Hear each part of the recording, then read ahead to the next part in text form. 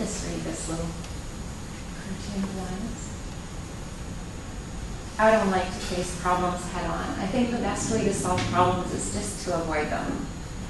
This is a distinct philosophy of mine. No problem is so big or so complicated that it can't be run away from. Thank you. Emotions trump reason. This was up here before Trump got it. That's a slide that's existed a long time. So. No pun there. Okay.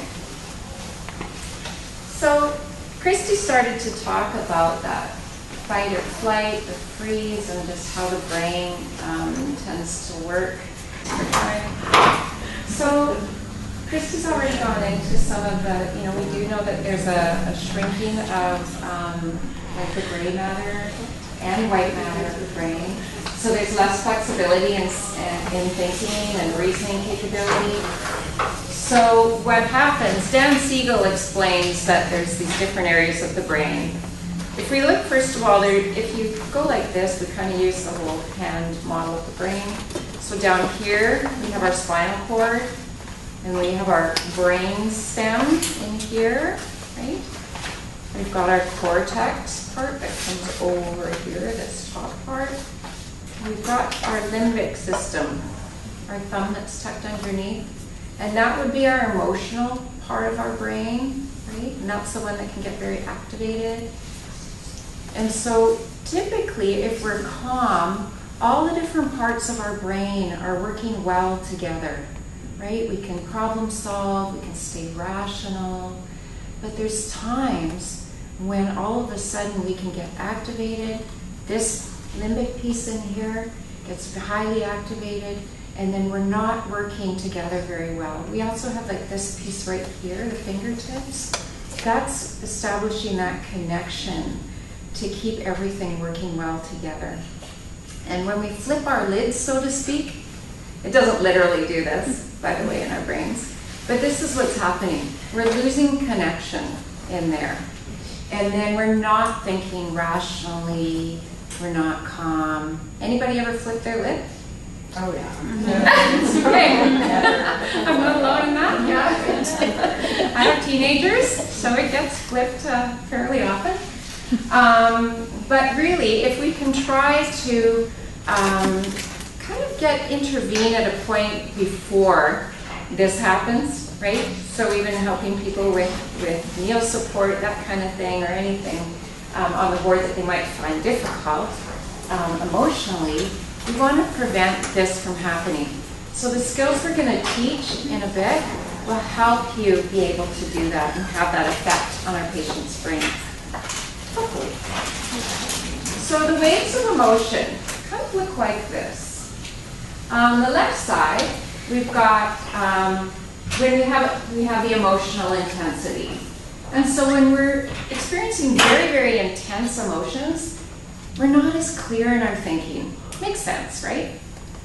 And when we're less intense emotionally, we're just way more able to think rationally, right? And usually, these emotions are going to be triggered by an event, a thought, a feeling. Think about this for yourselves, okay? And consider it for patients. And so we want to, first of all, figure out how we can just become more aware of what's going on for us.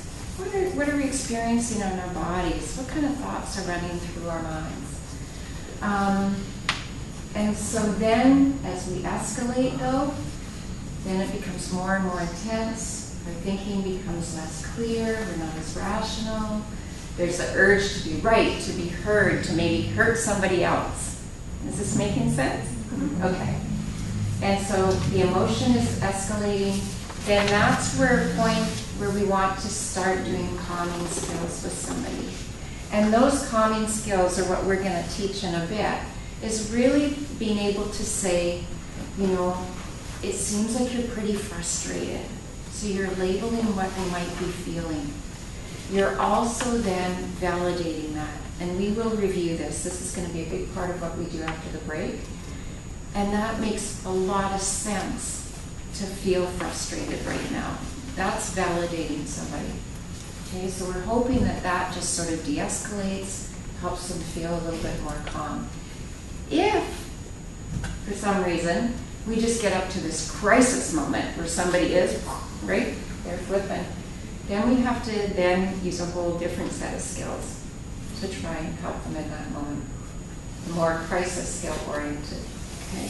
So you might still validate the feeling and then maybe be a little bit more directive, like if they're trying to bolt from the unit or something.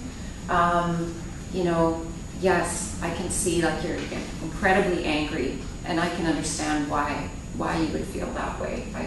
You know, if I would feel that way too if this was happening for me, sort of thing. Let's go sit over here for a minute. Maybe we'll look outside and we'll take a couple of deep breaths together and just try and settle a little bit. So that's more of when somebody's kind of in more crisis mode.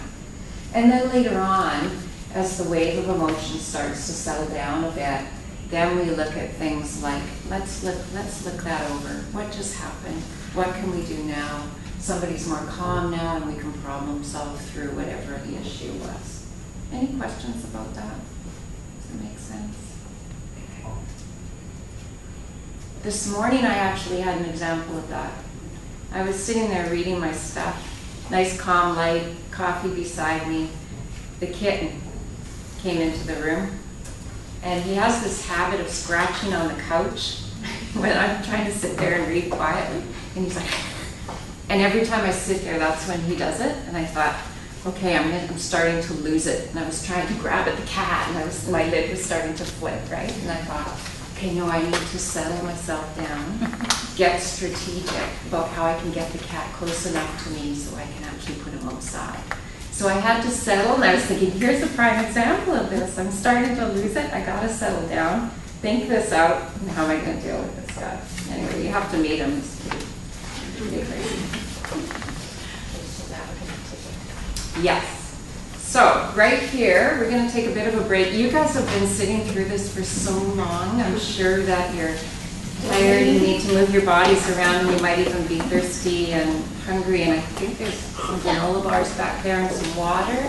Yeah. So please help yourselves. We'll go for about 10 minutes. So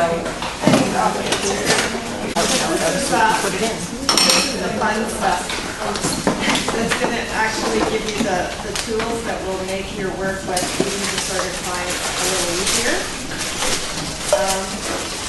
So this is emotion-focused family therapy that teaches family members or healthcare providers actual skills on how to coach people with their emotions.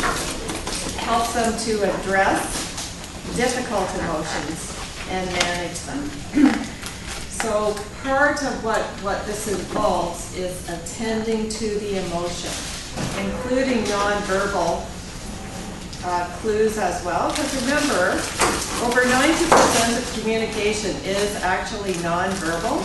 So you paying attention and really focusing on how the client is sitting, you know, whether they're tense or relaxed, whether they're looking at you or looking at the floor, the expression on their face, the tone of their voice, can all give you clues as to their emotional state. And then we want to actually name it. Wow, you look frustrated. Gee, I see tears there. Are you feeling sad? We want to name the emotion for them because oftentimes they don't know what they're feeling. And if you can identify, I mean, one of the things that I learned early on in my practice as a psychiatric nurse was that even if someone is psychotic, and remember Dr. Olaby talked about people with anorexia as kind of being borderline psychotic, like delusional. If you can identify the underlying emotional state and connect with them on that level, then you've done your work in establishing a therapeutic bond. Okay? So we name it to tame it. You look frustrated. Are you sad? Are you angry? Are you scared? Right? You look scared. You know what? That makes sense. So then we validate. It makes sense. Here you are, you're stuck in the hospital, you don't want to be here, and I'm guessing it's kind of scary to look at that food on the tray. I get it.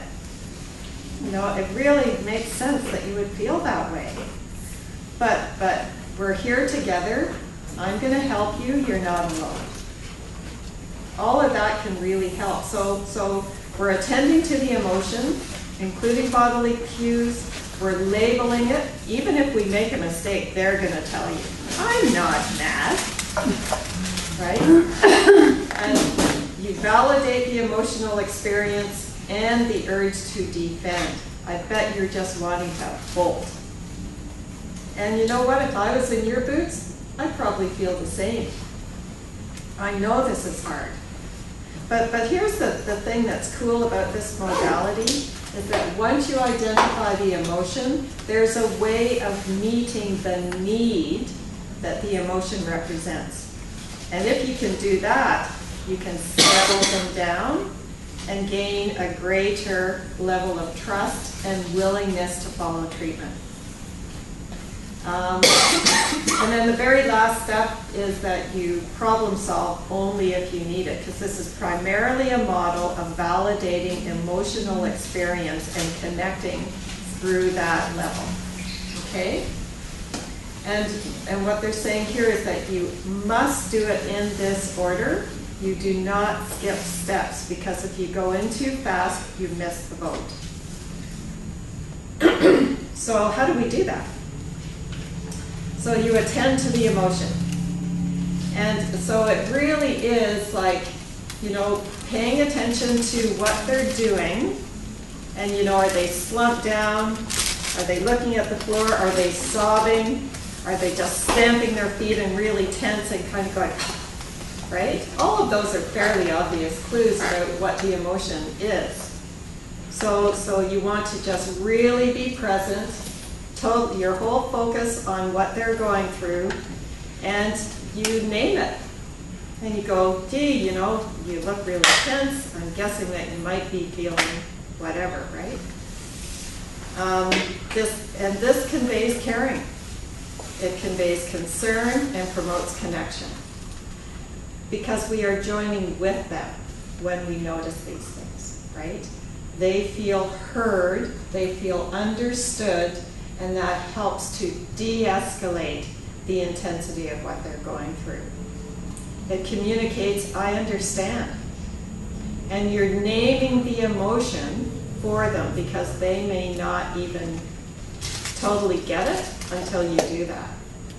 Because remember, when emotions are really high, your brain is offline. There's nothing going on in terms of understanding, problem solving, looking at options, planning ahead, none of that stuff. It's just, right? So when you name it, you're putting words to it, you're helping them describe their bodily felt sense, you're speaking the unspoken.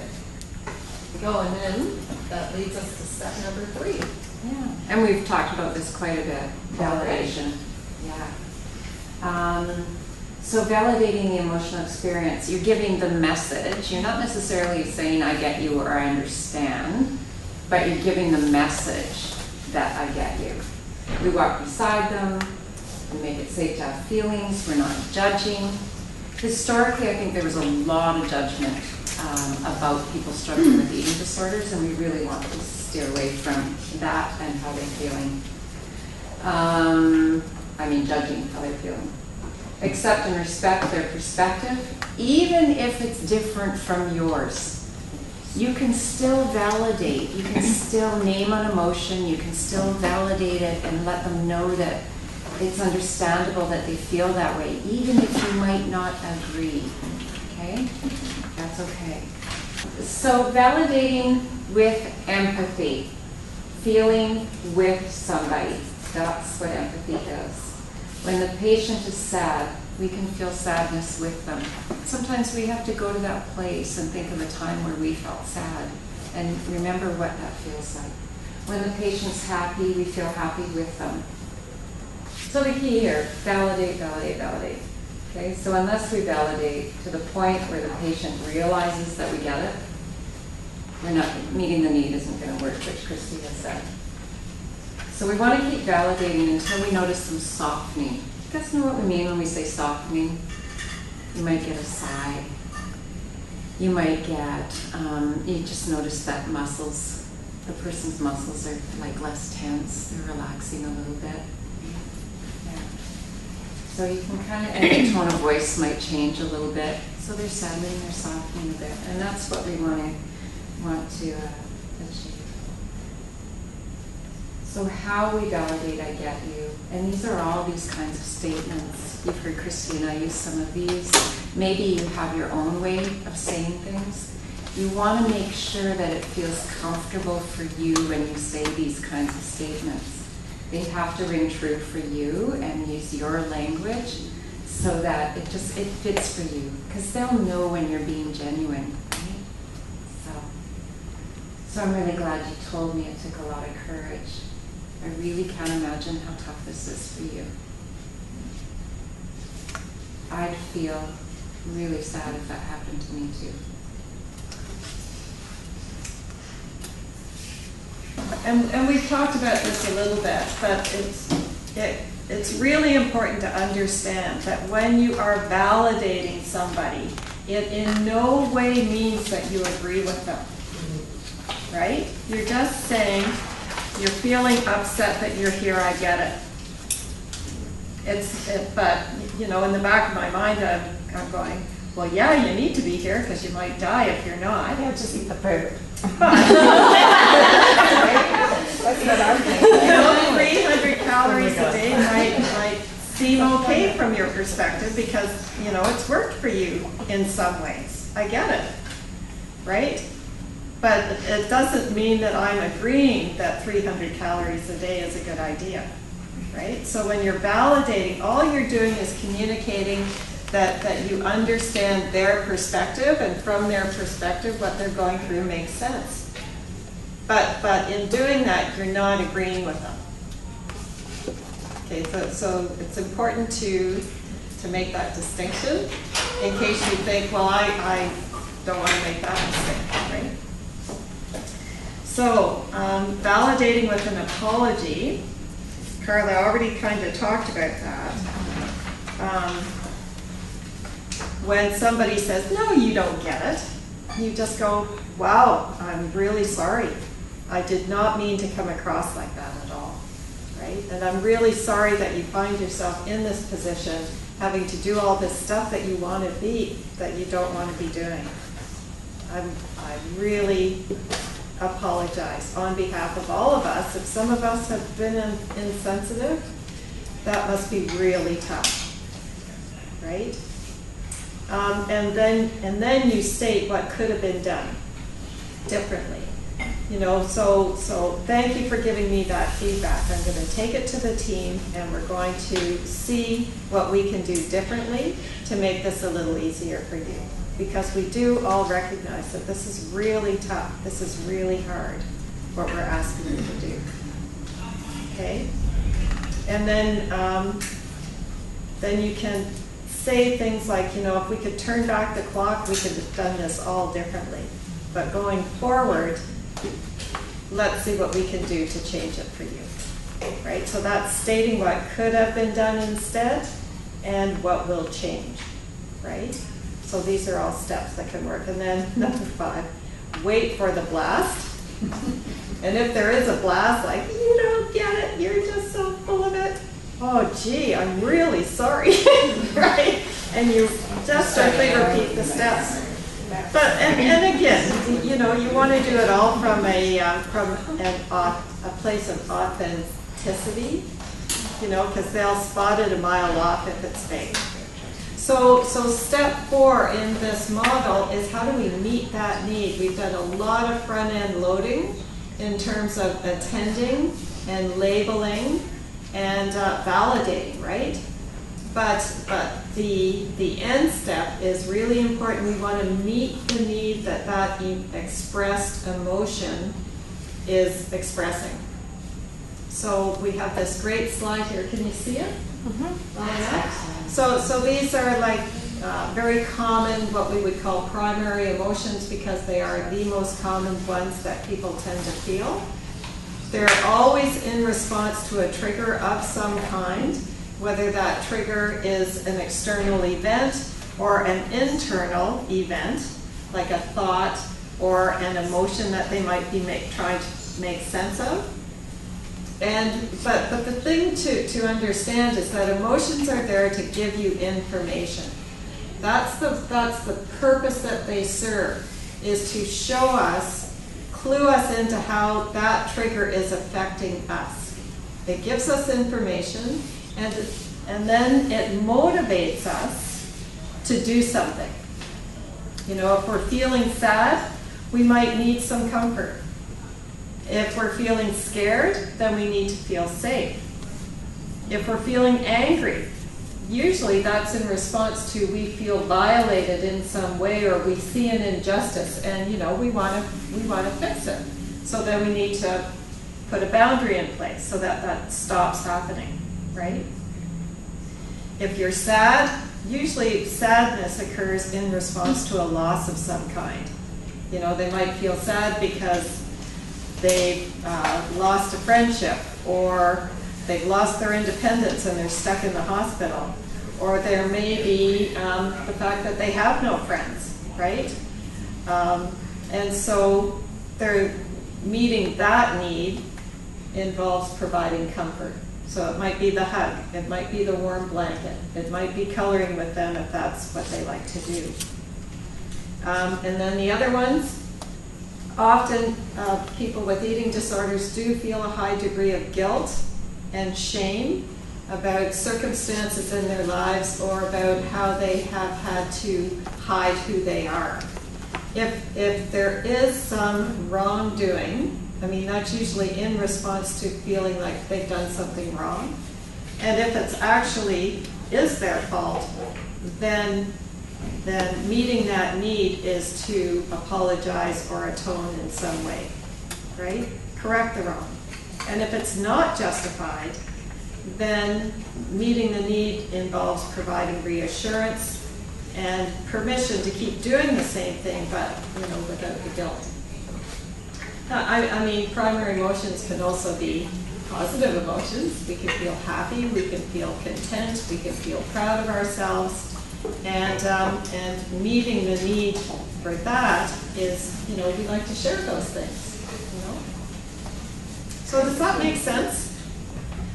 Okay, so just emotion. So what you are doing is you are becoming coaches for emotions.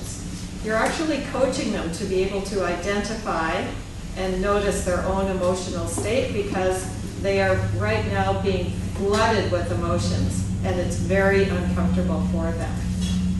So naming and labeling, we speak the unspoken when we name the emotion.